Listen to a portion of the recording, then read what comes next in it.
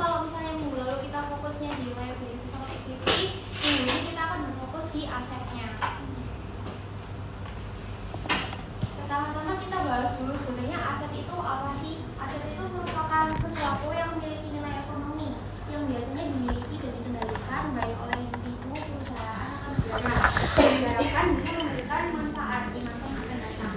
Nah, jenis aset itu ada dua, ada current aset sama tangible aset sama intangible aset. Kalau tangible aset itu asetnya berwujud, jadi bisa kita raba dan bisa kita lihat. Misalnya aja seperti uang tunai, pekerjaan, peralatan, bangunan, tanah, dan masih banyak lagi. Kalau intangible itu asetnya tidak bisa kita lihat, jadi misalnya hak paten, goodwill, dan masih banyak lagi.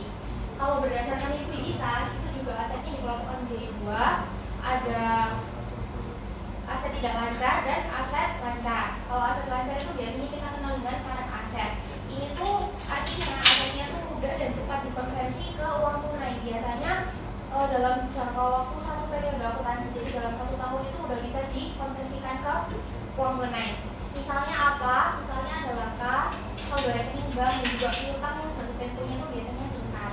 Yang kedua ada aset tidak lancar atau non-current aset. Di sini asetnya itu membutuhkan waktu yang lebih lama untuk dikonversikan menjadi uang tunai. Misalnya aja peralatan, bangunan, tanah, atau hak paten. Pertama-tama kita bahas dulu dari current aset, yaitu pada cash dan cash equivalent atau biasa kita kenal dengan kas atau setara kas. Nah, kas ini sendiri itu maksudnya adalah uang tunai fisik atau mungkin bisa juga berupa saldo rekening di bank serta cek yang kita terima tapi belum disetorkan. Kalau sekarang kas itu anggapannya instrumen investasi jangka pendek. Biasanya ciri-cirinya itu ada 3. Yang pertama, jatuh temponya itu 3 bulan atau kurang dari 3 bulan. Yang kedua, sangat liquid, jadi mudah dan cepat diubah ke kas. Dan yang terakhir, resikonya rendah karena hampir nggak ada resiko perubahan nilai dalam jangka waktu yang cukup dekat.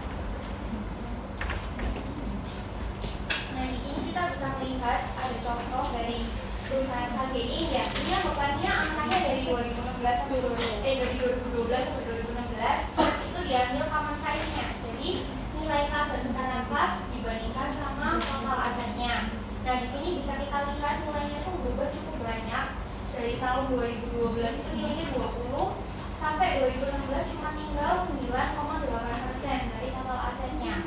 Nah, di sini kalau kita lihat kalau perubahannya signifikan kayak gini, bisa jadi perusahaan itu mengalokasikan kasnya ke aset lainnya.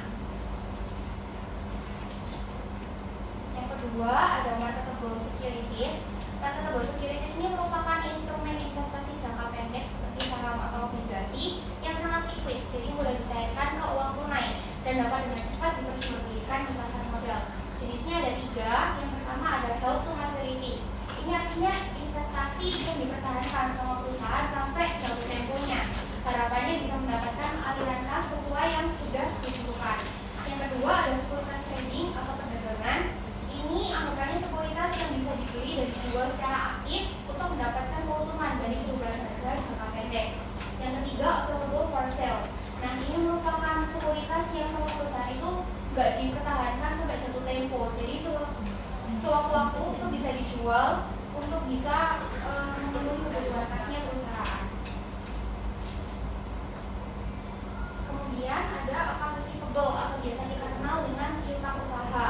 Ini merupakan jumlah uang yang berhak diterima oleh perusahaan karena udah menjual barang atau mungkin menjual jasa kepada customer-nya, tapi belum dibayar. Biasanya di sini juga ada allowance for doubtful accounts atau kita singkat dengan AFDA. Ini merupakan kontrol dari aset yang digunakan oleh perusahaan untuk mengestimasi jumlah piutang yang diperkirakan tidak dapat tertagih. Tujuannya adalah untuk kita anggapannya mencari angka kira-kira nanti kerugiannya itu berapa yang bisa diantisipasi di akhir periode.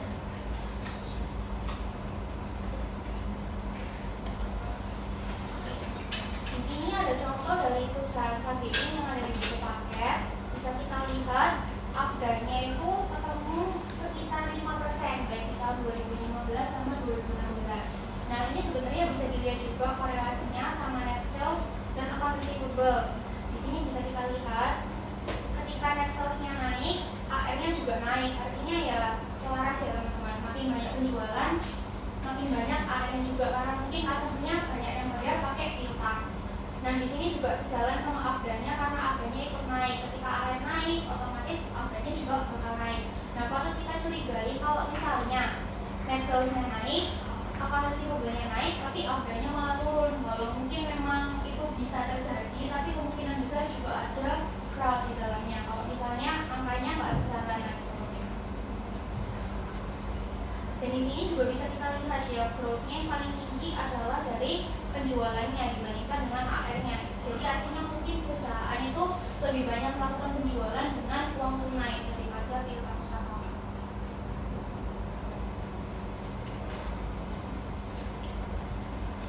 Dan di sini juga perusahaan SAGE ini tuh menyediakan valuation and qualifying accounts, anggapannya sebagai additional information buat mengestimasikan bad debt expense yang bakal ada setiap tahunnya. Bad debt expense ini apa sih? Anggapannya bad debt expense ini merupakan biaya yang diambil oleh perusahaan ketika pelanggannya gagal bayar utang mereka yang diestimasi nggak akan tertagih lagi. Dan di sini bisa kita lihat ada balance at the beginning of year, ya artinya saldo cadangan yang ada di awal tahun. Kemudian ada addition charge to cost and expense, ini anggapannya estimasi angka bad debt expense-nya. Lalu deduction, ini anggapannya nilai aktual dari AR yang bakal di write off, jadi diekspektasikan tidak akan berlagi. Nah, nilai addition charge sama deduction ini karena anggapannya diestimasi setiap tahun, jadi nilainya di sini itu sudah termasuk koreksi dari periode sebelumnya. Nah, setelah kita hitung nanti bakal ketemu balance at the end of the year. Buat kita dapetin angka yang paling kanan ini, itu cara ngitungnya dari yang beginning of year ditambah sama addition-nya dikurangin sama deduction-nya. Nanti ketemu angkanya di sini. Berikutnya ada inventory atau persediaan. Nah, ini inventory makanya adalah persediaan atau stok barang yang disimpan perusahaan untuk tujuan tertentu, bisa juga untuk dijual, untuk proses produksi atau untuk mendukung operasional perusahaan. Di sini bisa kita lihat di bagian retail ada supporting goods stores tinggi ya teman-teman, common size-nya sekitar 59,1%. Jadi artinya perusahaan SAGE ini sepertinya banyak melakukan ekspansi pasarnya dia. Lalu juga bisa kita lihat di bagian wholesale ada sporting and recreational goods sekitar 44,4% common size-nya. Jadi anggapannya dia benar-benar pakai persediaan gitu untuk mendapatkan revenue karena makanya kan dia jualan goods. Kalau misalnya inventory ini common size-nya besar, artinya perusahaan mengandalkan inventory untuk mendapatkan revenue. Tapi kalau misalnya di sini kita bisa lihat common size-nya itu kecil, artinya motor utama pendapatan perusahaan itu nggak berjalan dari persediaan. Oke. Lalu untuk menentukan cost of goods sold dan nilai persediaan akhir di neraca, ada beberapa metode yang bisa kita gunakan. Yang pertama adalah FIFO atau first in first out. Jadi di sini barang yang kita beli pertama yang kita jual pertama. Jadi COGS-nya bakal rendah karena menggunakan biaya lama, sementara persediaan akhirnya mendekati biaya terkini. Yang kedua ada LIFO atau last in first out. Jadi unit yang terakhir dibeli itu yang dijual duluan. Jadi persediaan akhirnya itu bakal rendah karena mencerminkan biaya lamanya dia. Dan yang terakhir ada weighted average. Ini menggunakan rata-rata dari semua pembelian baik untuk COGS maupun persediaan. Nah, di sini ada contoh juga dari perusahaan SAGE ini ya. Makanya dia punya 5 unit stok. Di sini kalau misalnya pakai FIFO, otomatis yang dijual duluan adalah yang dibeli duluan. Jadi 1, 2, 3 yang dijual dulu. Kalau LIFO karena yang dibeli terakhir dijual dulu, jadi kebalikannya 5, 4, 3. Baru nanti remaining inventory-nya 2, 1. Kayak gitu teman-teman. Jadi kebalikan angkanya. Kalau weighted average itu karena rata-rata, jadi cost-nya per unit ini kita total dulu semuanya. Lalu kita bagi 5 karena unitnya ada 5, dikalikan dengan 3 unit karena kita mau jual 3.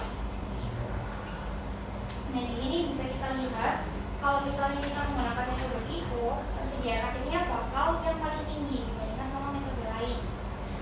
Namun COGS-nya jadi yang paling rendah karena kita masih pakai harga lama. Kalau misalnya kita pakai FIFO, kebalikannya, jadinya persediaan akhirnya rendah karena kita pakai biaya lama, sementara COGS-nya tinggi karena pakai harga yang terkini. Kalau weighted average dia cenderung stabil ya teman-teman karena dia pakainya apa?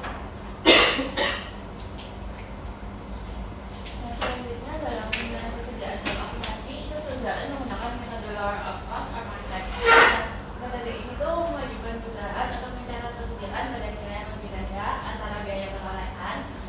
juga nilai pasar, terutama pada saat nilai pasar itu turun di bawah biaya perolehannya. Metode ini didasarkan pada prinsip konservatisme pada akuntansi yang berarti mengakui kerugian sebelum terrealisasi dan perusahaan tidak akan mengakui keuntungan sebelum terrealisasi. Dan di sini jika harga pasar turun di bawah biaya perolehannya, maka nilai persediaan harus dibentukkan di pembukuan atau disebut dengan breakdown. Namun jika harga pasar naik, maka persediaan harus dinaikkan dengan tidak melebihi biaya perolehan awal. Nah, contohnya di sini sebuah perusahaan itu beli barang seharga $100. Nah, harga pasar turun menjadi 80, maka dalam persenjataan harus ditulis juga 80. Kalau harga pasar naik jadi 120, maka tetap ditulis neraca itu 100 bukan 120. Nah, di sini sebagai ini itu juga memberikan additional information, di mana kalau misalnya mereka pakai metode FIFO, sebenarnya persediaan yang mereka itu bisa lebih tinggi dari persediaan yang sudah ada di laporan keuangannya mereka. Nah, selisihnya antara persediaan mereka kalau dihitung pakai FIFO sama dihitung pakai LIFO itu bisa kita sebut sebagai LIFO reserve.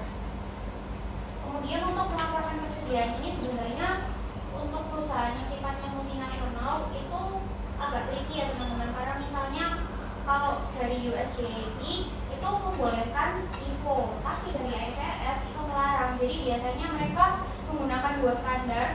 Jadi FIFO itu dipakai untuk pelaporan IFRS dan LIFO-nya dipakai untuk pelaporan pajak, misalnya dari USJAP di AS. Nah, perusahaan multinasional itu apa? Perusahaan multinasional itu perusahaan yang punya kantor pusat biasanya di satu negara, tapi dia punya branch misalnya di beberapa negara tersebut, minimal 2 negara lain, misalnya kayak perusahaan Google atau Samsung.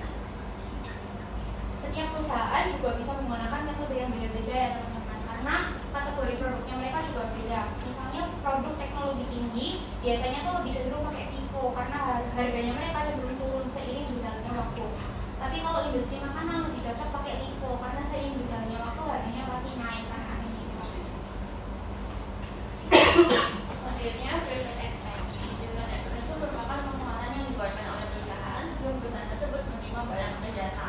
Nah, private expense itu contohnya seperti asuransi, sewa, pajak properti, dan juga utilitas. Nah, contoh-contoh tersebut itu dimasukkan di asal raja karena mereka itu akan terbiasa dalam waktu 1 tahun atau sampai di pos operasi, tergantung mana yang lebih lama. Selanjutnya, pemanfaatan aset yang pertama ada property, plant, dan equipment.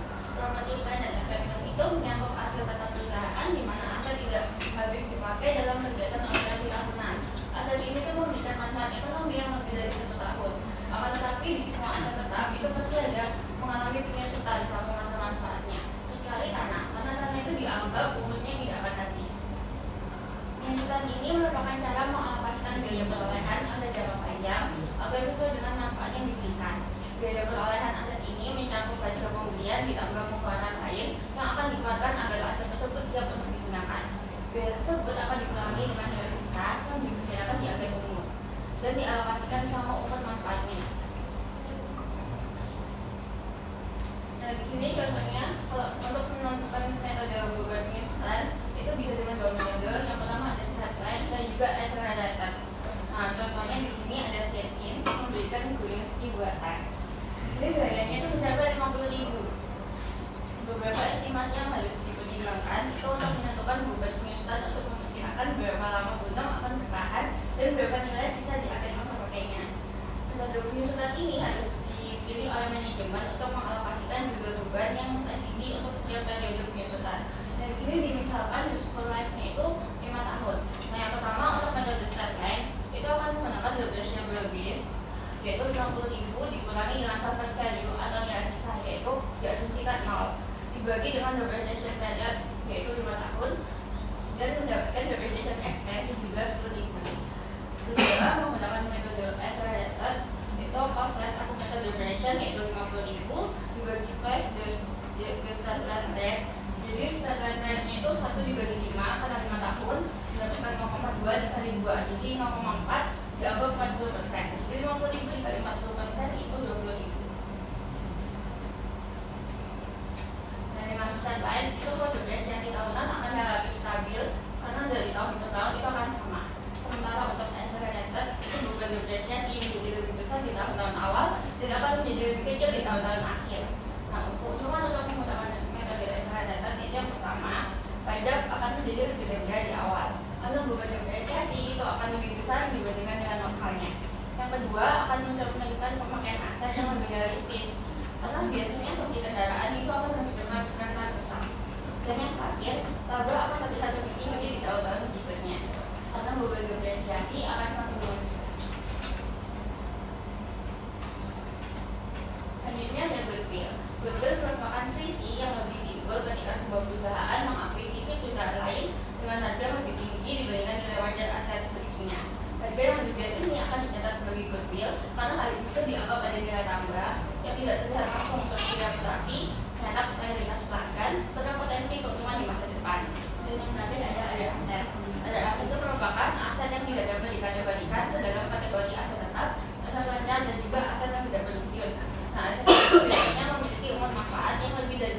tersebut dan tidak dapat mudah dikonversi menjadi kas dalam waktu 1 tahun, seperti paten, hak cipta, tanah dagang, dan juga nama merek.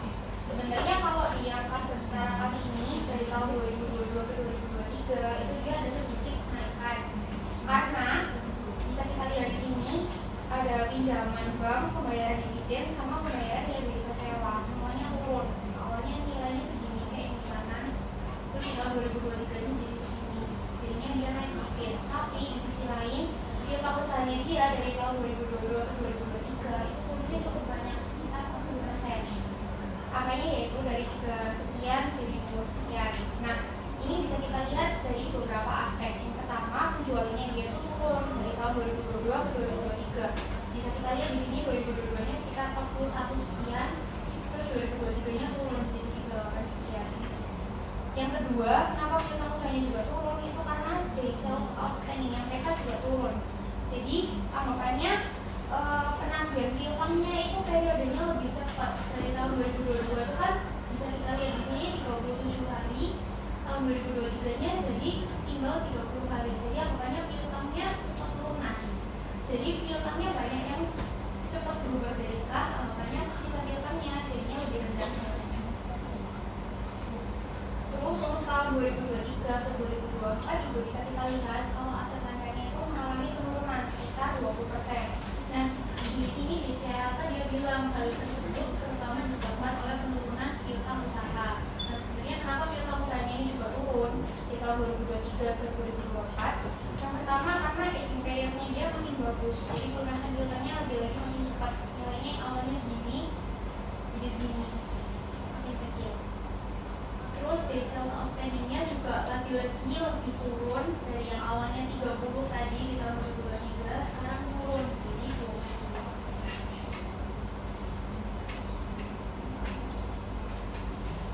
Nah, terus di tahun 2023 ke tahun 2024 itu juga ada pembayaran kurang pajak.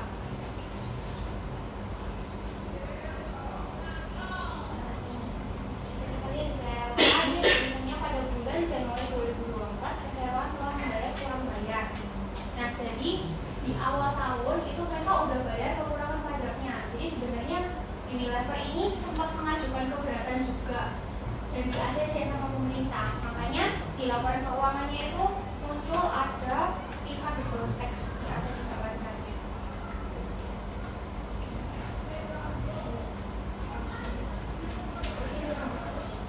Nah ini klaim pajak yang dapat dikembalikan muncul di sini. Tapi masalahnya refundable tax ini nggak bisa langsung dikembalikan teman-teman, butuh waktu yang lama buat pemerintah untuk mengembalikan. Nah tadi kan dia udah kadung bayar tuh di awal tahun, banyak banget kan kurang bayarnya, makanya aset lancarnya turun karena dia perlu banyak buat bayar, duitnya keluar dari sistem. Terus yang kedua ada penurunan penerimaan dari pelanggan juga. Jadi di tahun 2023 ke tahun 2024 itu kan di sini bisa kita lihat dari 43 turun jadi 39. Terus berikutnya ada diskon saldo piutang pelanggan. Nah di CLK dia juga nulis nih ada rapat yang piutang pada pelanggan yang dijadikan sebagai pengurang piutang usaha. Di tahun 2023 itu segini, di tahun 2024 itu segini. Anggapannya sebenarnya diskon ini jadinya mengurangi piutang usaha yang harus dibayar sama customer gitu ya teman-teman.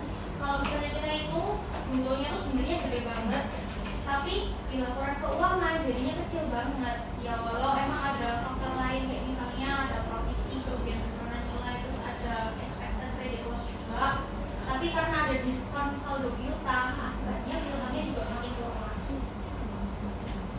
Terus dari sisi persediaan, sebenarnya bisa kita lihat kalau ada kenaikan stok yang terjadi. Ya di sini nulis kenaikan stoknya itu terutama pada WIP sama spare part. Nah, tandanya ada mungkin ada aktivitas produksi atau maintenance yang cukup besar. Nah, tapi sayangnya walau ini persediaannya naik, tapi membuat kas itu turun karena uang yang dipakai buat kita beli WIP sama spare part itu nggak bisa langsung jadi revenue. Dan di sini kita juga bisa lihat base of inventory on hand-nya makin lama makin naik teman-teman. Dari tahun 2020 yang cuma 44, di tahun 2024 jadi 49. Jadi anggapannya persediaannya itu butuh waktu sekitar 49 hari untuk dikonversi menjadi uang tunai. Seperti itu. Jadi anggapannya saat ini membuat likuiditas perusahaan itu juga semakin turun.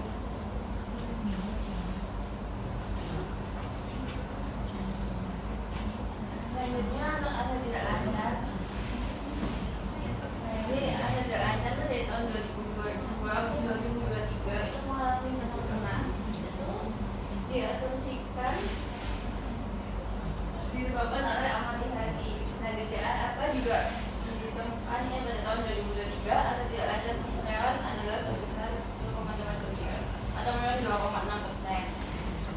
Dan di sini juga intangible aset itu mengalami penurunan dari 477 ke 399 yang menandakan penurunan akibat amortisasi tahunan. Nah, selanjutnya setelah itu aset tetap juga menurun sebesar 2,4% karena masih dalam peralatan. Setelah penurunan dalam indikator penurunan akan diklasifikasikan sebagai aset held for sale pada tahun 2023.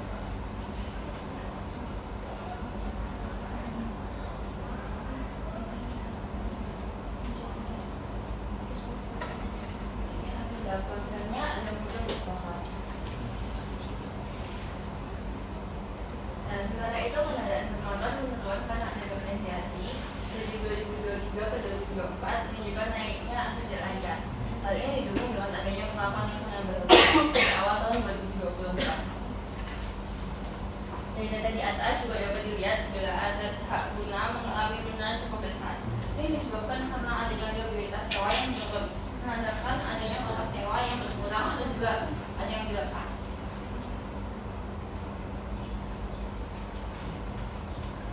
Dan itu di sini ada pengurangan hak guna atau disposal pada tahun 2024 sebesar 39,142.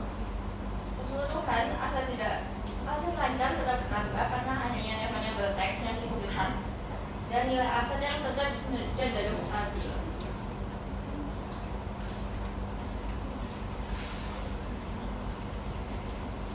Kesimpulan tentang aset lancar itu ada yang pertama, likuiditas jangka pendek itu melemah karena kas makin tipis, persediaan juga lebih lama berputar. Nah, yang kedua, kualitas modal kerja membaik karena piutang makin cepat terbantu. Nah, yang untuk kesimpulan aset tidak lancar itu yang pertama, adanya total tidak lancar bukan karena ekspansi produktif, tapi faktor non-kas seperti klaim pajak. Yang kedua, ada aset seperti BPE, intangible, dan LOU justru menyusut. Itu tandanya tidak ada investasi pertumbuhan yang signifikan. Sekian presentasi dari kelompok 5. Oke, terima kasih. Ya, silakan masuk ke diskusi dulu ya. Silakan dari textbooknya bisa atau dari moderatornya juga bisa.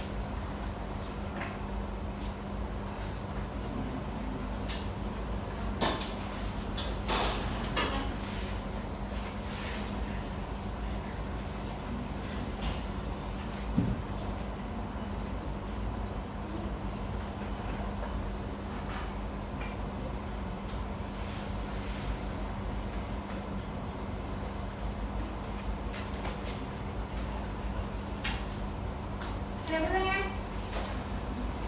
Yuk. Kelompok 3 nama, bentar saya daftar namanya. Kelompok 3 nama.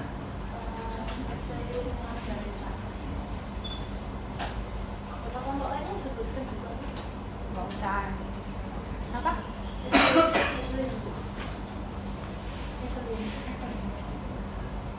Ini ada 2 KPS lagi. Apa 2 mata kuliah?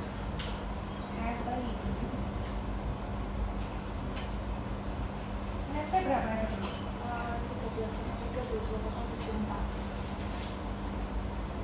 074 Evelyn Margarita. Oke. Ya, silakan. Jadi mau nanya, tadi kan sempat disebutkan terkait penggunaan FIFO-LIFO ya, misalnya kalau perusahaannya di mana tempatnya operasional, contoh kayak Unilever di London kan pakai IFRS untuk laporan-laporan keuangannya. Nah terus sedangkan laporan pajaknya misalnya kayak di Amerika gitu bisa pakai metode LIFO karena dia mengacu ke US GAAP. Nah pertanyaannya, kalau perusahaan multinasional kayak Unilever metodenya beda-beda kayak gitu, ada yang FIFO, ada yang LIFO, apakah ini ada pengaruhnya ke laporan konsolidasi ya?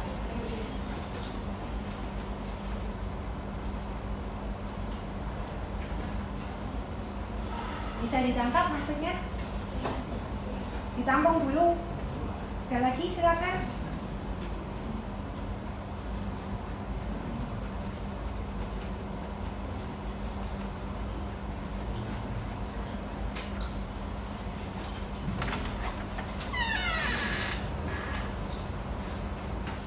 Ada lagi? Ya, nama Alexander. Alexander. Benar.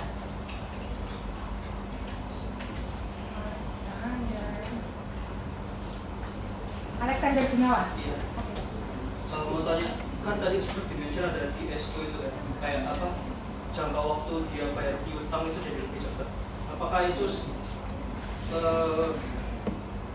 100% kalau dia bayar lebih cepat itu sama apa?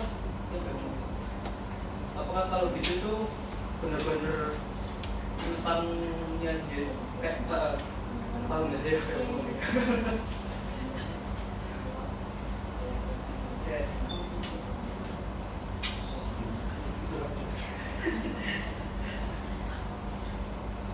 Coba kalau dia PSO-nya yang mengecil, apakah itu 100%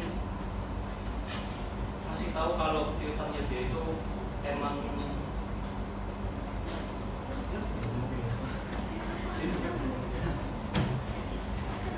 oke, jangan apakah bisa lihat dari PSO-nya itu keluar apakah piutangnya Bisa ditagih lebih cepat gitu kan? nanti lebih cepat bisa dihitung kalau piutangnya itu sehat dan sehat.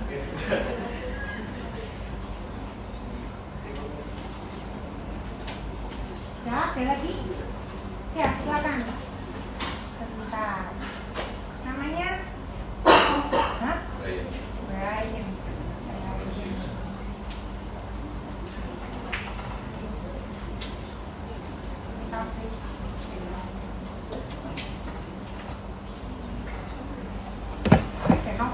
Berapa? 663. Oh, Lucius Brian. Oke, ya. Silakan. Jadi ketika kita itu kan pakai FIFO maupun konsumsinya itu kayak gimana? Kalau dari PPT menjelaskan kan kayak tentang bahan makanan untuk yang FIFO. Terus produk realnya di perusahaan tersebut untuk yang FIFO itu kayak gimana?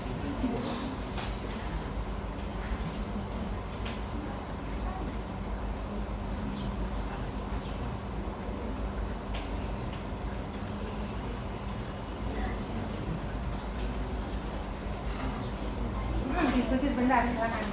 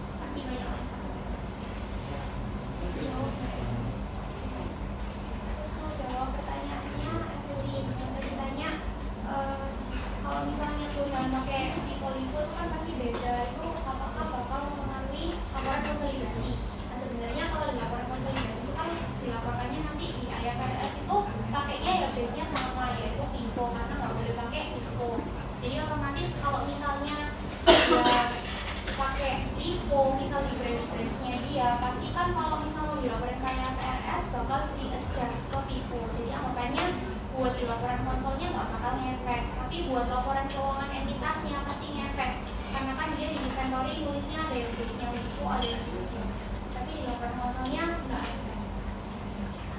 Unilever ini konsol apa bukan yang dipakai? Di Indonesia konsol apa bukan? Kalau dilihat, dilihat aja bukan Closebook, bisa lihat judulnya konsol apa bukan dia untuk yang Indonesia.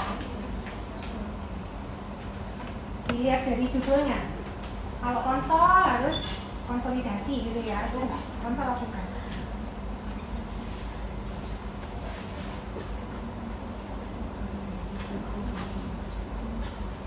Nggak ada ya, berarti Unilever untuk yang Indonesia nggak punya perusahaan anak, dia sendiri aja.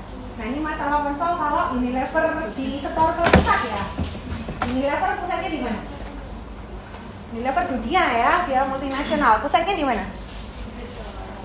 Pertama di Belanda, kemudian sekarang dikonvert ke Inggris, sekarang pindah ke Inggris. Nah kebetulan Inggris sama Belanda itu pakai IFRS juga. Jadi nggak ada masalah gitu ya, sama-sama LIFO-nya dilarang gitu ya. Kalau misalnya kejadian lubuk, kalau misalnya dengan US gitu ya, US kalau pilihannya US kan lebih besar daripada pilihannya IFRS, jadi nggak masalah, paham ya? Kita misalnya pakai FIFO karena IFRS larang pakai LIFO kan gitu ya.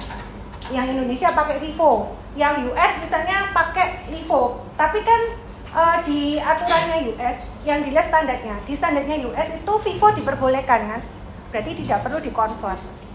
Kebalikannya ya, kalau dari US setor ke kita, yang di US pakai LIFO, di kita kan dilarang. Berarti LIFO-nya dia tuh harus dikonvert, entah ke FIFO atau average. Gitu ya. Karena dari pilihan yang terbatas ke pilihan banyak jadi boleh, tapi sebaliknya pilihan lebih banyak ke terbatas, berarti dia harus menyesuaikan ke standarnya parent gitu ya. Gitu. Nah, kebetulan kalau tadi sekaligus ya, inventory Unilever apa pakai LIFO FIFO? Baca di mana? CLT-nya bisa ya. Apa? Bulan pakai apa nih?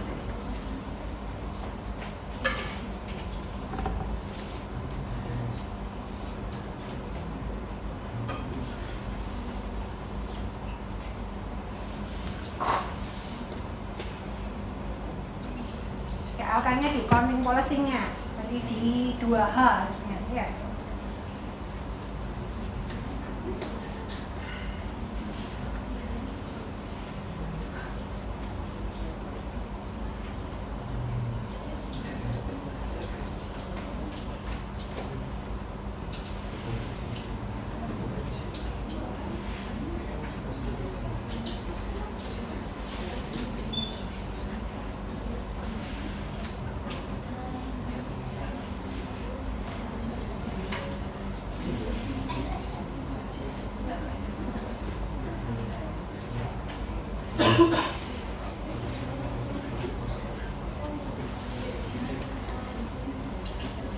Ini Unilever hanya kelompok 5 yang milih atau satu kelas? Saya nggak tahu pengaturannya perusahaan. Kelompok pertama dapat Unilever. Maksudnya kelompok pertama itu yang ganjil gitu. Hah? Kelompok ganjil. Ganjil Unilever genapnya. Jadi kelompok ganjil yang lain harusnya paham Unilever juga. Inventorinya apa?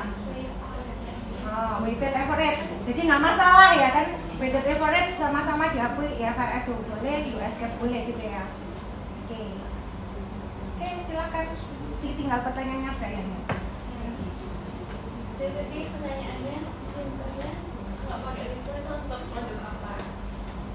Kalau misalnya kan jadi NPL juga rata-rata kan pakai LIFO, tapi dia kalau pakai LIFO kemungkinan besar itu untuk persediaannya atau bahan bakunya atau tujuan pendaratan di akuntansi dan juga perpajakannya. Udah.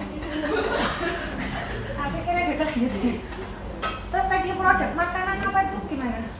Tadi dapat lagi Makanan tuh pakai LIFO, rata-rata pakai LIFO. Oh gitu. Ada experience-nya juga. Oh gitu. Ya. Gini ya, yang FIFO average itu cost flow assumption yang mungkin boleh beda dengan fisik. Maksudnya pengambilan fisiknya tuh pasti yang pertama dibeli, pertama kali dijual biar produknya nggak mendekati expired gitu ya, pasti gitu fisiknya. Tapi masalah pengasumsian cost flow-nya, kita mau pakai average boleh, mau pakai LIFO boleh gitu ya. Jadi bisa jalan beda, diperbolehkan. Jadi tidak harus ikut sama fisiknya. Itu untuk cost flow assumption gitu ya. Jadi hanya asumsi untuk arus cost-nya, tapi masalah fisiknya beda boleh gitu ya untuk pemilihannya.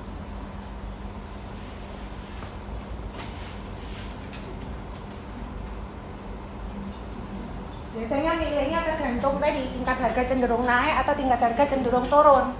Nah, kamu mau laba kecil apa laba besar gitu ya.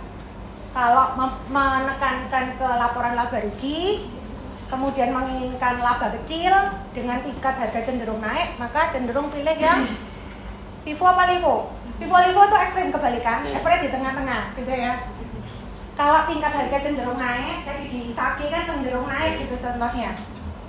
Kemudian kita mau labanya besar sekarang, laba besar itu berarti dihasilkan dari COGS yang nilainya kecil. CO kecil itu berarti harus dicas pakai harga beli yang awal ya. Yang awal kan lebih murah kan? Paham ya maksud saya? Dicas pakai harga beli awal COGS-nya. Nah berarti pakailah FIFO gitu ya. Itu biasanya dasar accounting policy-nya mempertimbangkan dampak ke laporan laba ruginya, gitu ya. Atau mempertimbangkan dampak ke neraca. Kalau neraca supaya inventory itu mencerminkan nilai saat ini, jadi kita akan pilih yang LIFO atau FIFO. Inventory di neraca nilainya sesuai nilai yang terakhir. Nilai terakhir inventory-nya berarti pakai yang FIFO, nilai terakhir gitu ya. Itu kalau kita ingin mementingkan yang di neraca gitu ya, itu pertimbangan kita gitu ya. Oke, sudah, ada lagi. Oh ya, silakan. Lebih ke tanya ke ibu. Jangan ke sini dulu, kan nggak bisa baru ke saya. Ayo, silakan. Siapa nama? Jangan dulu kalau dipending aja. Nggak apa-apa. Saya sebenarnya kepo sih Bu, apa tentang barang-barang komoditas. Kalau barang-barang komoditas itu nyatet inventory-nya pakai metode yang mana? Kan harga barang komoditas kan cenderung lebih stabil. Nah kan jarang apa ya, jarang berfluktuasi yang gimana. Itu biasanya pakai inventory metode yang gimana dan plus minusnya apa? Kok barang komoditas mungkin lebih diperjelas yang kamu maksud Contoh apa? gula. Oke. Gula tepung terigu. Oke, gula, tepung terigu. Bahan pokok ya, misalnya garam. Ya. Dari cap kapal, ada perusahaan cap kapal itu ada di Surabaya ya. Saya sering kasih sponsor KSM. Oke, itu barang-barang itu maksudnya dinilai pakai metode inventory apa? Iya, yang positifnya pakai apa? Oke, bisa tangkap ya. Oke, nama dulu. Alvin Saputra Yusuf. Alvin Saputra. Oh, kelompok 6 ya ini ya. Betul.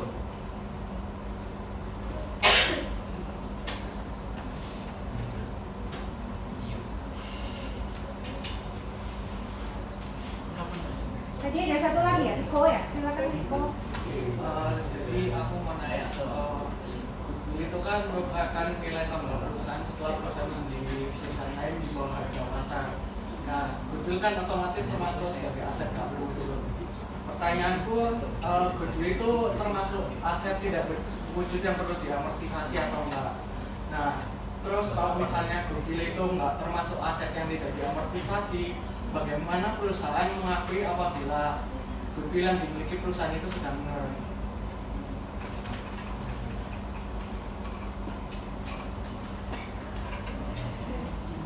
Goodwill tidak diamortisasi, terus gimana mengakui kalau goodwillnya menurun? Iya.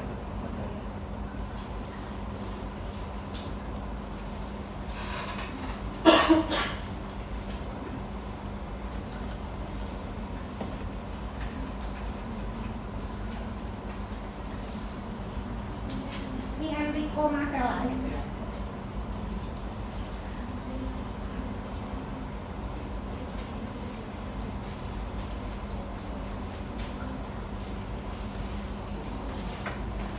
Ada lagi mungkin satu terakhir untuk kelompok ini. Sudah? Nggak ada? Oke.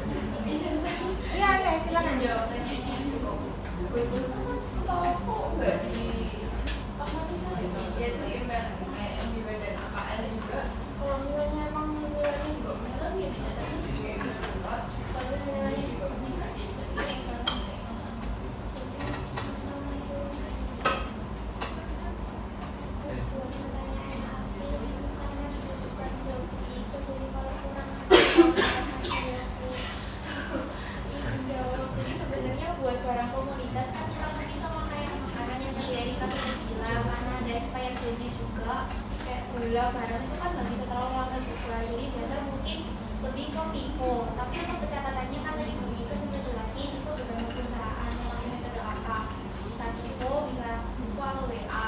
Nah itu bergantung sama perusahaan pakai gimana. Kalau misalnya pakai FIFO kan nanti otomatis labanya dia bakal tinggi. Nah tapi negatifnya pajaknya dia juga bakal naik. Tapi kalau dia pakai WA mungkin nanti jatuhnya ya bakal lebih moderat, pajaknya lebih moderat juga.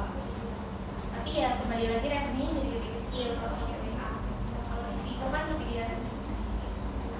Jadi tergantung perusahaannya juga. Ya udah benar. Komoditas sama ya dengan inventory lain ya. Bisa misalnya lihat ke kalau komoditas gula jarang sih perusahaan yang TBK nggak ada ya. Gula, garam nggak ada. Yang ada mungkin energi, minyak gitu ya. Bisa Medco Energi, Bakri Energi. Yang Pertamina itu hanya Pertamina Geothermal yang TBK. Itu kalau dilihat misalnya Medco itu minyak dan gas bumi dia pakai average. Jadi sama seperti produk lain. Pakai average. Semua pakai LCNRV ya. Jadi lower cost or net realizable value atau ICM kalau tadi di bukunya Sage karena istilah US LCM bukan NRV. Jadi yang costnya itu bisa pakai kalau IFRS, FIFO, average atau SI. SI itu apa? Inventory. SI specific identification. Apa specific identification? Specific identification itu yang paling lihat. Aliran fisik sama aliran costnya bersamaan.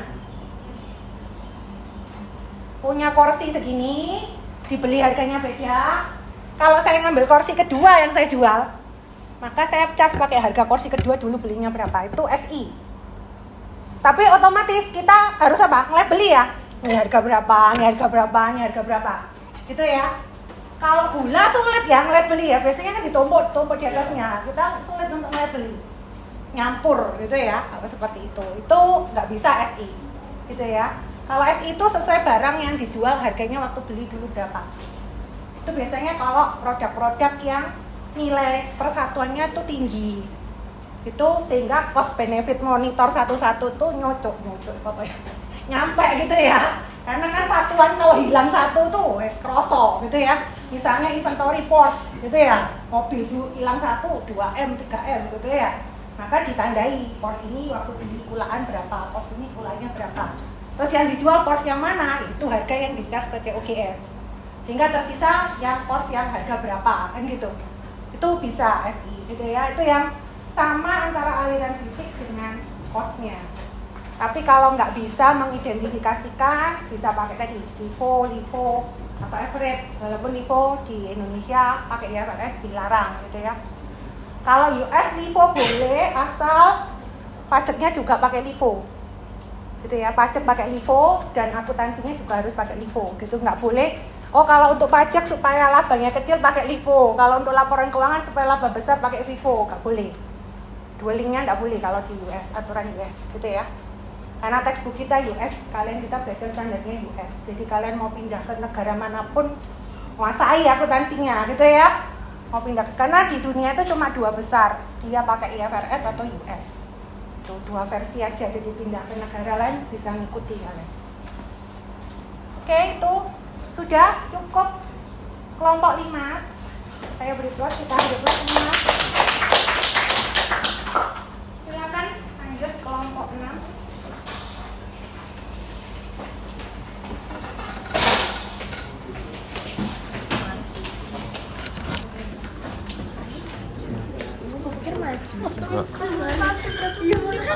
Enggak. Minggu lalu kan? Enggak.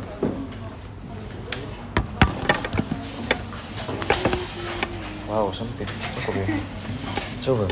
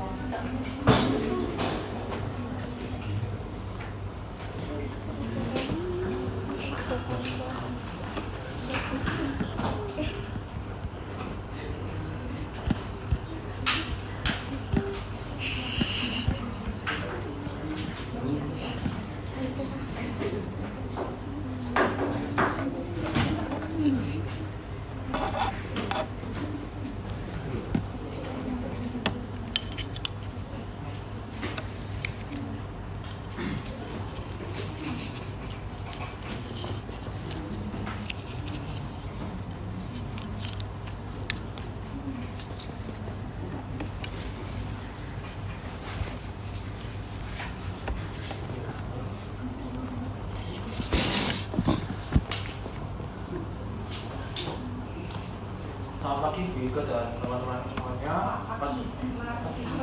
Sore. Selamat sore Bu Ika dan teman-teman semuanya. Pada kesempatan kali ini kami dari kelompok 6 akan mempresentasikan materi mengenai week 4 ini yang analisa mengenai aktivitas investing ya.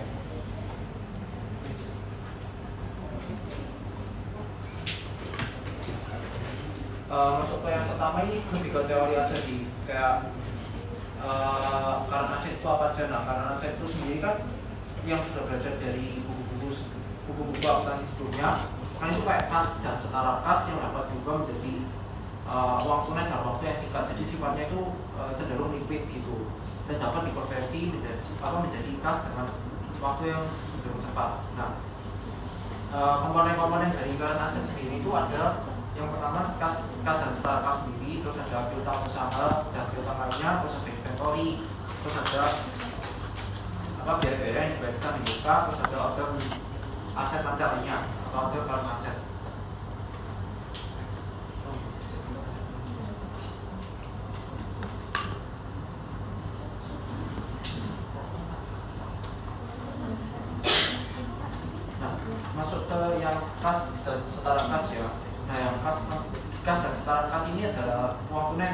bulat dan dasarnya itu disimpan deposit bank.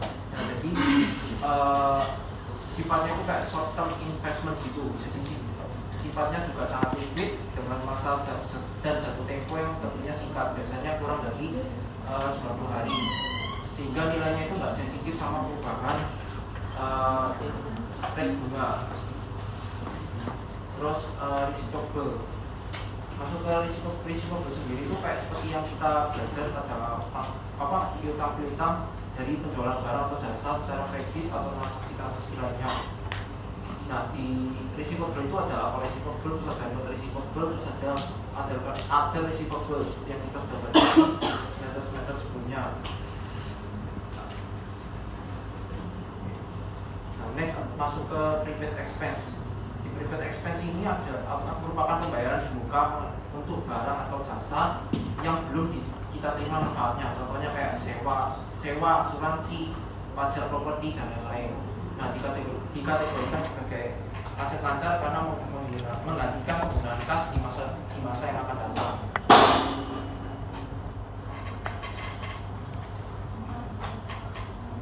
Kalau inventory ini ada FIFO dan average cost atau WA ini sudah dijelaskan di kelompok sebelumnya, mungkin kita skip saja ya.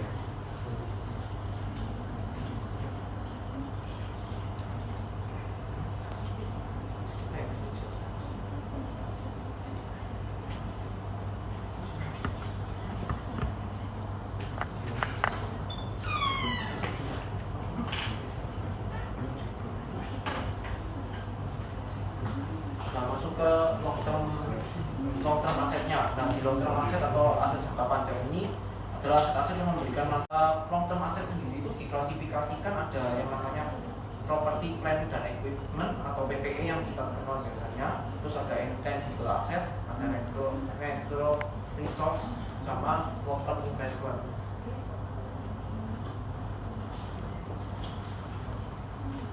Nah, perlakuan akuntansinya buat long term investment ini gimana?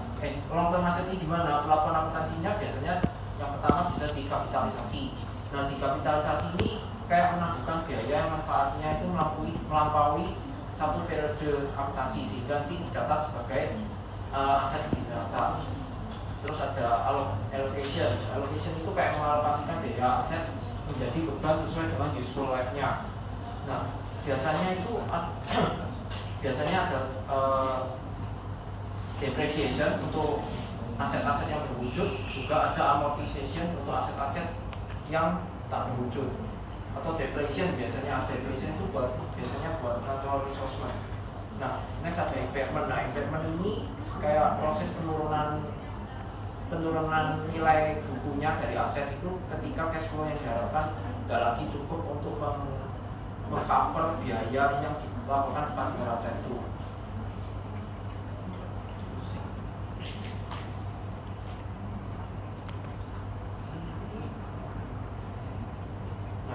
Nah, berikut kami bikin perbandingannya sih untuk dikapitalisasi atau dibebankan. Nah, kalau dikapitalisasi secara income memang kapitalisasi ini kan menunda pengakuan biaya, sehingga laba di awal pastinya lebih tinggi dibandingkan dengan langsung dibebankan gitu. Nah, kalau membebankan atau mengakui biaya secara langsung, biasanya kan akan langsung dibebankan sehingga secara pencatatan bebannya itu akan menjadi over di periode tersebut. Nah, secara return of investment sendiri, kapitalisasi itu menunda beban sehingga otomatis nilai ROI-nya itu di awal cenderung lebih rendah dibandingkan dengan membebankan langsung. Nah, kalau expensing tadi itu langsung membebankan labanya, tetapi juga menurunkan nilai asetnya sehingga menciptakan rasio-rasio yang lebih volatil.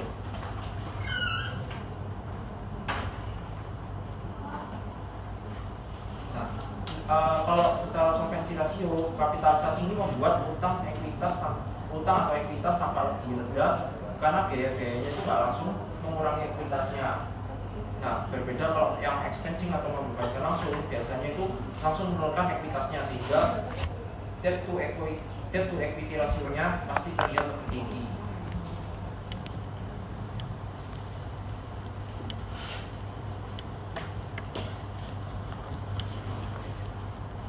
Nah, secara arus kas operasional, biaya yang dikapitalisasi itu dilaporkan sebagai arus kas investasi, jadi bukan operasi. Nah, hal ini itu membuat arus kas operasi terlihat lebih tinggi dibandingkan jika hanya dibebankan langsung. Nah, berbeda dengan yang ekspansi, biayanya itu akan langsung dibebankan pada arus kas operasional, sehingga otomatis arus kas operasionalnya naik, sehingga bisa menyebabkan expense-nya yang over di periode tersebut.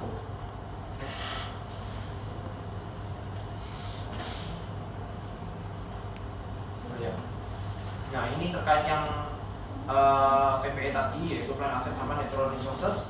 Nah, PPE ini adalah tangible asset jangka panjang yang digunakan dalam kegiatan operasi untuk menghasilkan pendapatan atau cash flow lebih dalam satu periode akuntansi. Nah, selain tanah itu semua plan aset itu biasanya didepresiasikan sesuai dengan umur manfaatnya. Nah, mostly PPE ini memiliki umur manfaat dan biaya, dan biasanya nilai umur itu harus dikurangi seiring berjalannya pemakaian. Nah, metode depresiasinya yang biasa digunakan itu ada seperti yang kita udah bahas, ada straight line, sum of the digit, terus ada topik lain.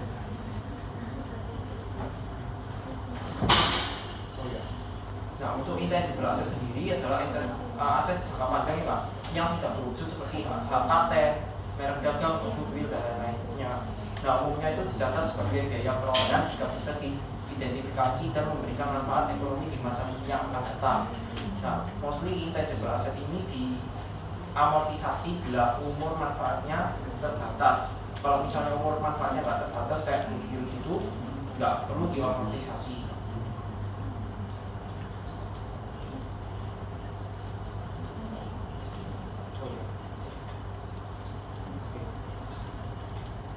Nah, next ada asset revaluation under IFRS. Nah, di bawah US GAAP ini aset tetap seperti PPE ini sebagian besar yang tak berwujud hanya boleh dicatat sebagai biaya historis atau cost model yang dikurangi dengan akumulasi penyusutan dan impairment. Nah, di IFRS sendiri itu memberikan pilihan tambahan seperti kayak revaluation model di IAS 16 untuk PPE dan IAS 38 untuk intangibles tertentu yang memperbolehkan perusahaan menilai ulang aset ke fair value bila nilai wajarnya dapat diukur secara andal. Nah, biasanya jenis-jenis aset yang bisa direvaluasi itu ya kayak PPE, tanah bangunan mesin, intangible aset kayak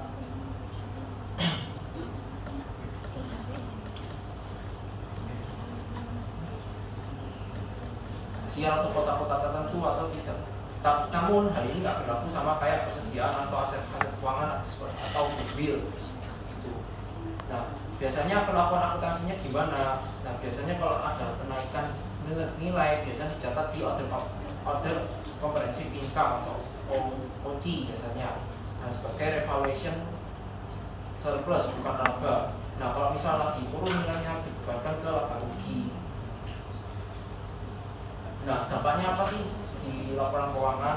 Nah, dampaknya kalau secara terancam ya nilai asetnya dan ekuitasnya naik, yang bisa jadi kalau misalnya naik kan bisa menurunkan leverage ratio atau seperti debt to equity. Nah, kalau di laba rugi nggak langsung meningkatkan laba karena kenaikannya nggak langsung masuk income, tetapi akan depresiasi di depannya nanti akan lebih besar sehingga laba di periode berikutnya akan lebih rendah. Nah, kalau di arus kas sendiri nggak seberapa mempengaruhi cash flow karena hanya penyesuaian dari nilai ruginya saja. Oke. Selanjutnya kita membahas tentang investment analisis investing activities di intercorporate investment. Nah, intercorporate investment ini apa sih? Ini sebenarnya kayak investasi antar perusahaan yang sebenarnya itu dilakukan paling untuk diversifikasi atau ekspansi, peluang kompetitif, terus juga mengembangkan investasinya, pengembalian investasinya gitu.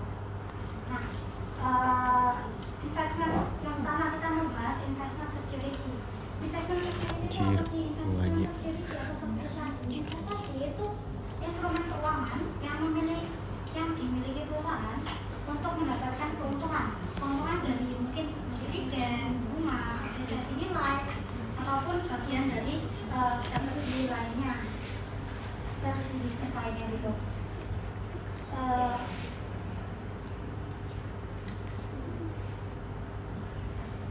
Dan analisis laporan keuangan tujuan utamanya dari analisis investment securities itu buat memisahkan kinerja operasi dari kinerja investasi dan pembiayaan agar analisisnya itu bisa mengevaluasi core bisnis performance-nya atau kinerja bisnis intinya gitu. Selain itu, kalau misalnya kita mengidentifikasi selain itu bisa mengidentifikasi distorsi akuntansi dan juga potensi earning management yang timbul dari laporan akuntansi terhadap investment security, termasuk bagaimana sih standar akuntansinya memberikan ruang untuk manipulasi laporan. Nah, bisnis investment sendiri ada dua. Yang pertama ada debt securities sama equity securities. Debt securities itu atau surat utang, terus equity securities itu sahamnya gitu. Nah, debt securities itu apa sih? Nah, debt securities itu sebenarnya surat yang kayak menghubungkan antara kreditur dan juga entitas lainnya. Jadi kayak obligasi pemerintah, obligasi perusahaan, atau komersial paper gitu. Nah, di sini tuh terdapat klasifikasi debt securities-nya.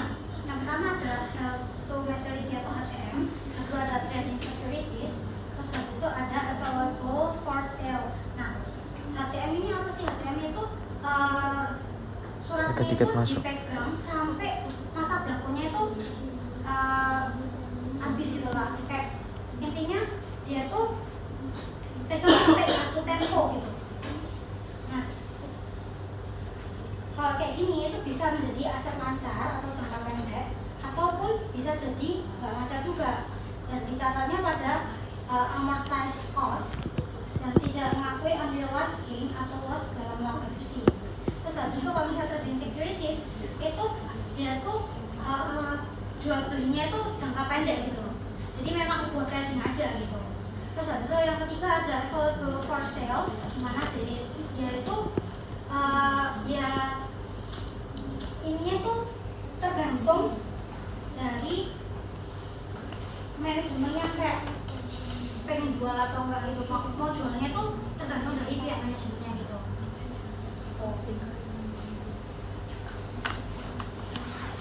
Selanjutnya equity securities. Equity securities tuh mencerminkan kepemilikan saham yang ada di dalam perusahaan gitu, perusahaan lain maksudnya. Nah, ini tuh terdapat presentasenya, yaitu ada yang kurang dari 20%, terus habis itu ada yang 20-50%, terus habis itu ada yang lebih dari 50%. Nah, kalau misalnya kurang dari 20% itu nggak punya pengaruh yang signifikan. Terus habis kalau misalnya yang 20-60 ini sebenarnya punya pengaruh yang signifikan gitu. Lalu yang 50 ini biasanya kalau misalnya kita belajar di AKL itu biasanya harus dikonsolidasi gitu. Selanjutnya ada fair value option. Fair value option ini apa sih? Ini tuh opsi akuntansi yang memberikan perusahaan kebebasan untuk membeli mencatat aset atau liabilitas keuangan tertentu pada nilai wajar. Nah, meskipun menurut standar normal aset dan liabilitas tersebut itu nggak wajib diukur pada fair value. Nah, sebenarnya fair value ini bisa dipilih gitu. Kalau misalnya kalian mau pakai cara fair value option ini, itu tuh harus permanen, nggak boleh ada dia tuh tiba-tiba mau diganti pakai cara yang lain, kan nggak boleh kayak gitu.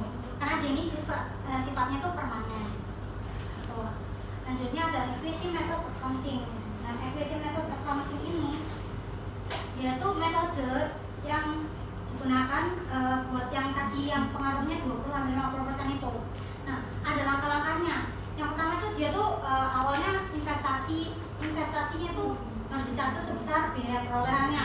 Terus Terus habis itu laba ruginya itu diakui proporsional dalam akun investasi, dan juga dividen yang diterima itu mengurangi akun investasi, bukan laba.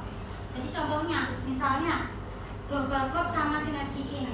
Nah, dia tuh membeli, Global itu membeli 25% sama Synergy, ya kan? Seharga 500. Maka langkah pertama tadi kan mencatat investasinya itu berdasar biaya perolehannya, berarti nanti dicatat sebesar 500.000 ini jadi jurnal itu investment terhadap cash ataupun kalian bayarnya pakai AR mungkin gitu atau bank gitu. Terus habis itu Synergy itu kan melaporkan laba bersihnya itu kan 100, dan juga Global itu punyanya 25% ya kan kepemilikannya. Nah kalau kayak gini, yang langkah kedua itu kita tuh berarti 25% itu yang kita miliki itu kita kalikan 100 buat tahu laba globalnya kita, labanya kita ini yang global itu berapa sih. Jadi 25% kali 100, dimana itu hasilnya 25.000 gitu. Terus habis itu langkah yang ketiga kan dividen yang diterima itu mengurangi akun investasi, bukan laba. Nah dividen yang diterima ini kan tadi Synergy itu bayar dividen 20.000 ya, kalau ditulis dalam kasus itu 20.000, maka 20.000 kali 25%, karena kita punya 25% kan, maka nanti itu investmentnya itu bakal dikurangi sebesar 20.000 dikali 25%, itu 5.000 kayak gitu. Jadi nanti cash terhadap investmentnya gitu, cash terhadap investment itu sebesar 5.000 itu gitu. Jadi ada consolidation method. Di sini tuh metode yang digunakan kalau misalnya 50% gitu kepemilikannya.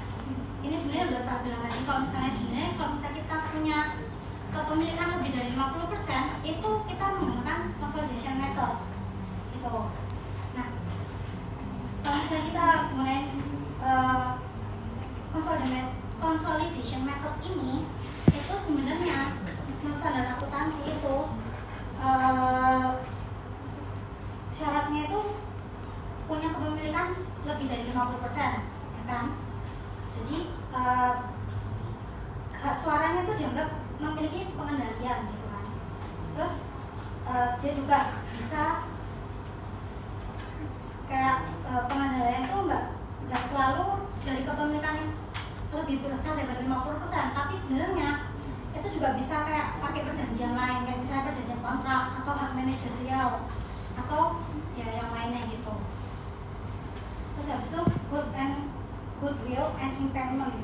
Goodwill and impairment itu sebenarnya muncul kalau misalnya harga akuisisi itu lebih tinggi daripada nilai wajar asetnya, aset bersihnya sih yang diakuisisi gitu. Nah contohnya misalnya nilai pasar mikron itu setelah diakuisisi itu 700.000, sedangkan nilai bersihnya itu yang diidentifikasi itu cuma 660.000. Jadi ini tuh nanti buat goodwill barunya itu dari 700 itu dikurangi 660. Tapi di kasus itu goodwill yang tercatat itu kan saat akuisisi itu kan 100.000. Jadi 100.000 itu dikurangi dengan goodwill barunya sebesar 40 tadi. Jadinya itu impairmentnya itu sebesar 60.000. Lalu selanjutnya ada business combination. Business combination ini kayak proses di mana dua atau mungkin lebih perusahaan itu bergabung menjadi satu entitas ekonomi, biasanya melalui merger ataupun akuisisi gitu kan.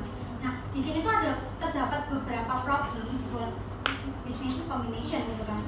Yang pertama ada contingent consideration atau pembayaran bersyarat. Sini tuh biasanya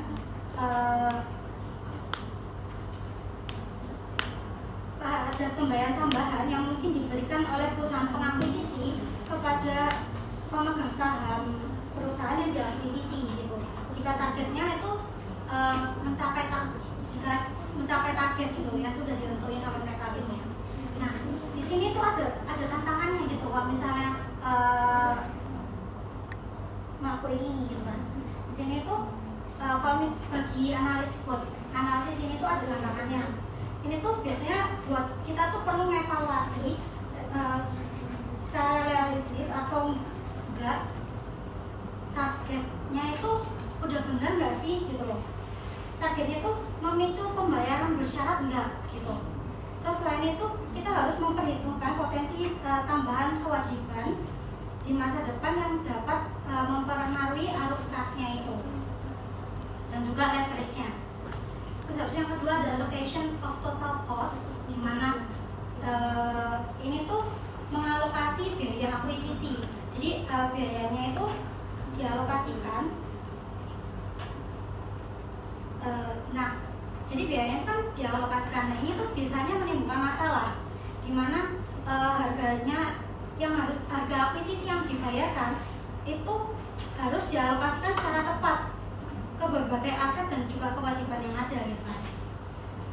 Terus habis itu tantangannya itu kalau misalnya kita ngakuisisi, kita pakai mengalokasikan biaya akuisisinya kita ini itu bisa kayak mempersulit, bisa menjadi tantangan tersendiri kalau misalnya kita mau nilai intangible asetnya seperti kayak mereknya, terus habis itu hubungannya ke kliennya gitu. Terus habis itu sering juga jadinya kayak subjektif gitu. Terus habis kalau misalnya alokasinya itu nggak akurat, itu bisa berpengaruh pada beban amortisasinya di masa ke depan dan juga nilai goodwill-nya, serta ada resikonya juga terhadap impairment-nya gitu. Terus habis itu ada in process research and development atau IPR&D. Ini tuh sebenarnya kayak proyek penelitian, kayak proyek R&D gitu. Nah, yang sedang berlangsung di perusahaan itu yang diakuisisi gitu. Ini tuh memiliki potensi menghasilkan produk baru gitu kan, karena dia melakukan R&D gitu. Nah, dulu itu banyak perusahaan itu langsung dihapus saja gitu biayanya pada periode akuisisi itu, terus dijadiin beban gitu kan. Terus habis itu langsung dihapus biayanya gitu. Terus habis itu ini tuh bakal menurunkan goodwill gitu. Tapi pada praktiknya itu sering sering disalahgunakan. Kayak biasanya buat nurunin laba gitu, karena kayak langsung digituin. Terus habis bisa buat mempercantik juga kan. Terus kalau yang sekarang itu gimana sih? Sekarang itu diakuinya itu sebagai aset tak berwujud gitu. Jadi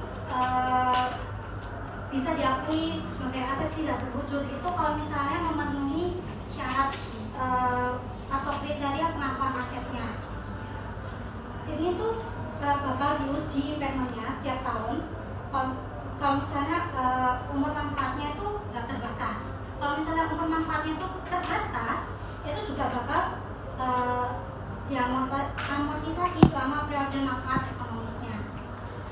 Nah, tantangannya sendiri itu terdapat di menentukan nilai wajar dari IPR&D-nya. Itu cukup kompleks dan juga membutuhkan estimasi yang subjektif gitu. Sehingga kayak analis itu harus mengawasi pengungkapan perusahaan agar tidak terjadi earning management. Terus selanjutnya ada negative goodwill. Ini tuh terjadi kalau misalnya nilai wajar aset bersihnya itu yang diakuisisi itu lebih besar daripada harga akuisisinya. Jadi bakal terjadi negatif goodwill gitu. Penyebab umumnya itu biasanya karena perusahaannya yang diakuisisi itu mengalami kerugian, mengalami kesulitan dan jual dengan harga yang murah. Penjualannya itu berada di bawah tekanan untuk segera menjual aset gitu. Jadi terdapat tantangannya itu auditor atau analis itu harus mengecek kembali apakah penilaian asetnya itu sudah akurat, terus penilaian liabilitiesnya itu sudah akurat nggak sih. Terus burden purchase itu bisa menjadi indikasi resiko bahwa akuisisi itu mungkin tidak menghasilkan sinergi yang baik. Terus habis yang terakhir ada liabilitas dan perlindungan kreditor. Dimana kalau misalnya setelah konsolidasi itu semua liabilitas anak perusahaan ditampilkan dalam neraca ibu. Tapi kalau misalnya hak kreditor itu tetap terbatas pada perusahaan yang awalnya mengeluarkan utang. Jadi ada garansi eksplisit dari perusahaan induk dan ada perjanjian hukum yang menyatakan tanggung jawab induk itu atas kewajiban anak. Terus isu ini itu dapat membuat rasio utang dan juga rasio kreditor salah diinterpretasikan jika nggak dianalisis dengan benar. Selanjutnya ada derivative securities, yaitu instrumen keuangan yang nilainya bergantung atau bergantung pada underlying aset atau variabel lainnya kayak suku bunga, nilai tukar mata uang, harga saham, indeks atau aset. Nah,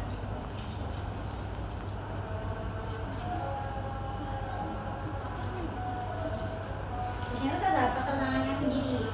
Kalau misalnya kita analis, kayak kompleks instrumen derivatifnya itu cukup susah untuk menilai secara akurat jika perusahaan itu nggak memiliki kontrak derivatif yang unik. Terus estimasi nilai wajarnya itu jika nggak ada harga pasar, terus susah buat estimasi nilai wajar karena nggak ada harga pasar yang jelas gitu. Terus habis itu perusahaan juga harus menggunakan model penilaian yang membuka peluang earning management. Terus lanjut analisa.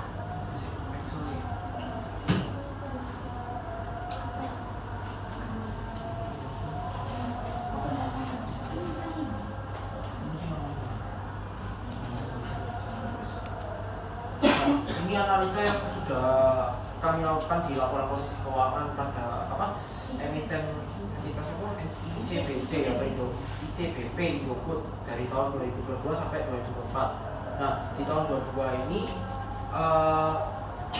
cukup terlihat aktivitas investasinya ini rendah dan kebijakan likuiditasnya ini cukup konservatif, di mana terlihat bahwa perusahaan itu menyimpan kas yang besar senilai 15 jutaan,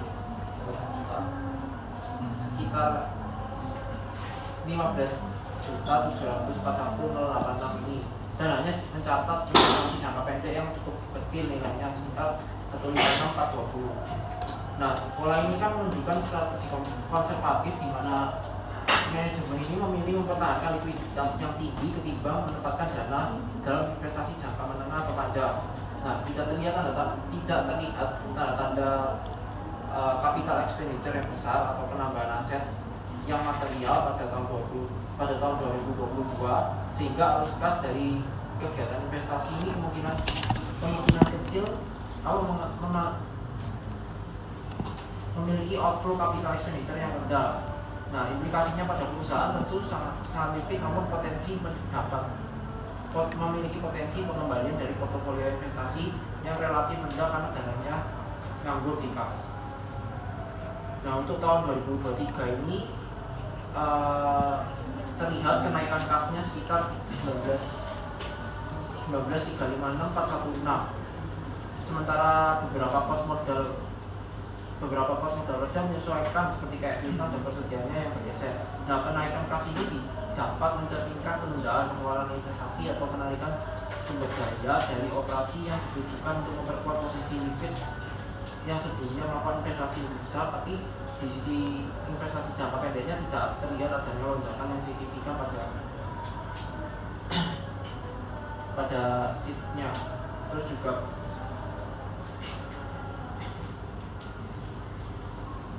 Nah, implikasinya itu ya tentu manajemen dapat menyiapkan kesiapan untuk liquid untuk kebutuhan investasi di masa yang mendatang atau untuk menjaga buffer terhadap risiko. Nah, untuk tahun 2024 sendiri mulai terlihat perubahan yang signifikan, yaitu kasnya naik ke angka 640 sekian, dan investasi jangka pendeknya tercatat jauh lebih besar dibandingkan dengan tahun-tahun sebelumnya. Hal ini itu mengindikasikan adanya realisasi dari capital expenditure sendiri atau investasi jangka panjang dengan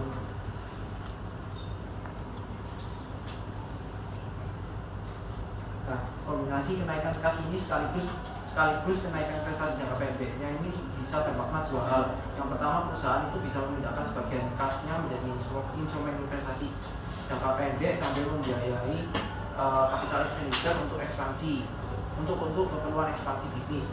Nah, yang kedua, perusahaan juga bisa meningkatkan likuiditas sekaligus menetapkan sebagian ke investasi yang lebih produktif atau lebih aktif lah. Nah, hal ini penting untuk dicermati karena apabila penambahan aset tetapnya dibiayai dari kas internal, itu juga bisa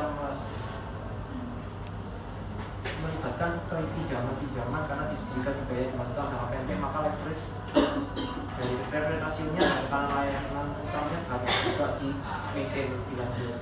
Sekian dari kelompok kami, terima kasih.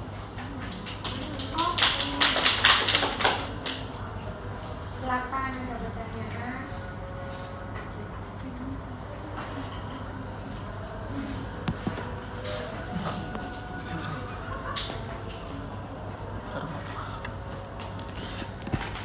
Nanti berarti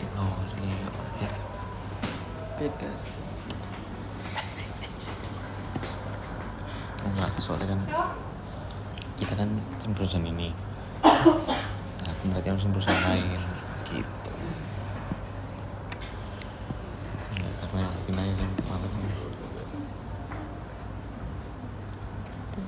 Ini kalau salah. Kok dengan apa?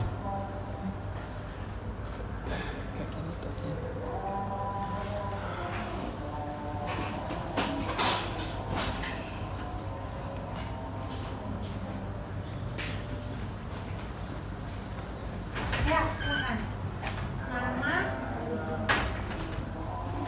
Bentar, apa? Felicita.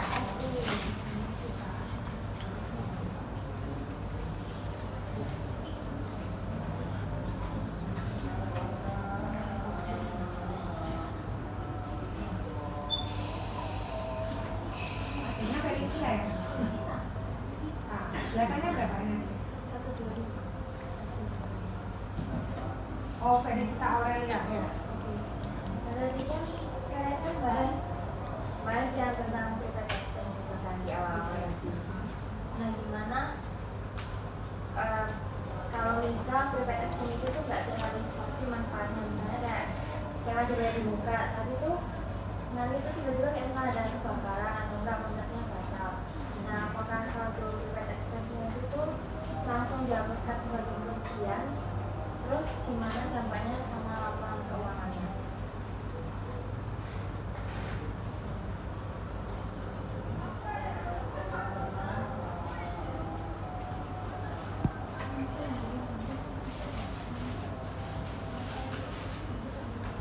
Bisa ditangkap maksudnya? Silakan. Ada lagi.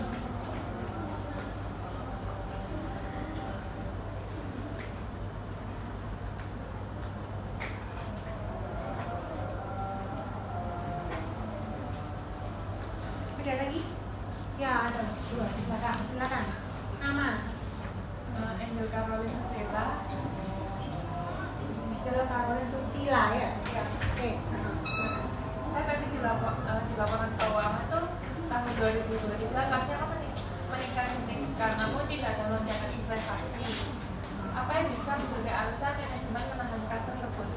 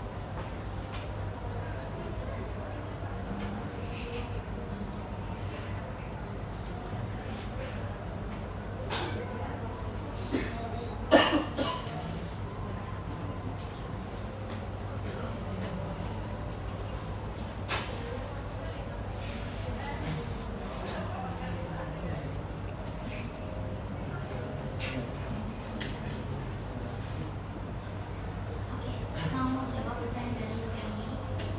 Jadi kalau misalnya prepaid expense itu kayak kita bilang manfaatnya gitu ya, itu sebenarnya bisa dihapus atau nggak bisa dibebankan ke laba rugi gitu. Nah ini dampaknya apa sih kalau misalnya kita bebanin ke laba rugi? Kan biasanya kalau misalnya manfaatnya hilang, kayak misalnya terjadi kebakaran gitu ya, terus kadang ada perusahaan itu nggak mau kayak refund gitu loh, nggak mau kasih refundnya, padahal kayak ya kita udah bayar sebelumnya gitu kan, tapi kayak nggak mau di refund gitu. Jadi kita bisa sih bebanin ke laba rugi, dan di situ juga membantu kita dari segi pajak. Kalau misalnya kita bebanin ke laba rugi, berarti kan rugi bebannya kita kan semakin besar. Nah kalau misalnya kayak gitu, berarti kan labanya kita semakin kecil laba kan, berarti semakin kecil juga pajaknya gitu. Jadi lebih enak kalau misalnya mau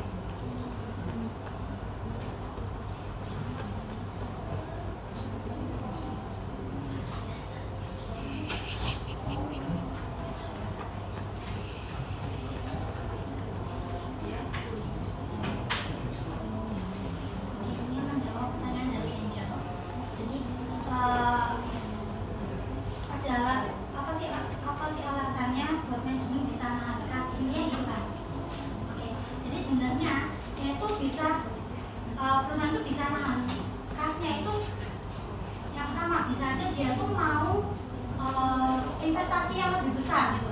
Jadi dia nahan kasih dulu, ngumpulin dulu, terus habis itu nanti langsung investasikan yang langsung besar gitu. Atau enggak kayak kasusnya di perusahaan yang aku lagi pegang itu, dia itu sengaja nahan karena dia perusahaan emas. Jadi dia tuh takut kalau misalnya harga emas itu kan naik-naik terus kan. Nah dia tuh memang sengaja nahan kasnya supaya buat manajemen resikonya aja sih gitu. Terus habis itu kayak buat jaga-jaga ya kan nggak pasti gitu kan, emas apalagi emas gitu kan gitu. Terus habis itu bisa juga kayak strategi jaga fleksibilitas, dimana kalau misalnya kasnya besar, perusahaan itu memiliki fleksibilitas yang tinggi gitu untuk merespon peluang bisnis secara cepat, terus termasuk melakukan investasi mendadak atau merger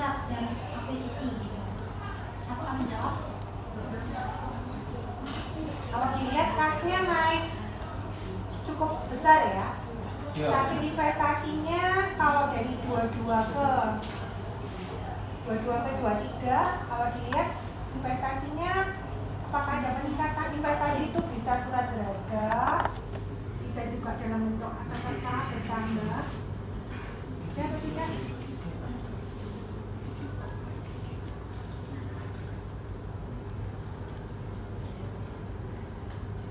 Jemput nih komposisi kas dan setara kasnya cukup tinggi ya dibandingkan dengan total asetnya itu dia cukup tinggi. Dia megang kas kalau 2022 15 triliun bentuknya kas gitu ya. 15 triliun tuh maunya 12. Nah itu dalam bentuk kas gitu ya. Tapi investasinya kalau kita lihat investasi surat berharganya cuma 150M gitu ya. Jadi dia tidak banyak dipakai. Tahun depan pun ada peningkatan investasi jangka pendek gitu ya. Tapi kas setara kasnya juga meningkat lagi tahun depan gitu ya. Jadi memang kalau pergerakan aset tetapnya tidak kelihatan besar gitu ya. Malah investasi jangka panjangnya berkurang kalau 22-23 gitu ya. Jadi dia super liquid gitu ya, tapi dampaknya kalau super liquid kalau ditaruh, katakan kas taruh tabungan, bunga tabungan berapa? 2%, 3% setahun gitu ya. Padahal inflasi 5% gitu ya. Jadi ini nggak produktif gitu ya. Kalau mau saran tentang bagian asetnya di Indofood, jadi harusnya dia bisa alokasikan ke investasi lain atau kalau mau beli aset tetap yang baru gitu ya, memperbarui mesinnya sehingga produknya lebih bagus, lebih inovatif gitu ya. Itu harusnya returnnya lebih daripada return bunga tabungan gitu ya. Tuh bisa terkait investasinya ini gitu ya. Oke, pertanyaan ketiga nanti belum dari inisial. Berarti pertanyaan ini saya bisa diulangi.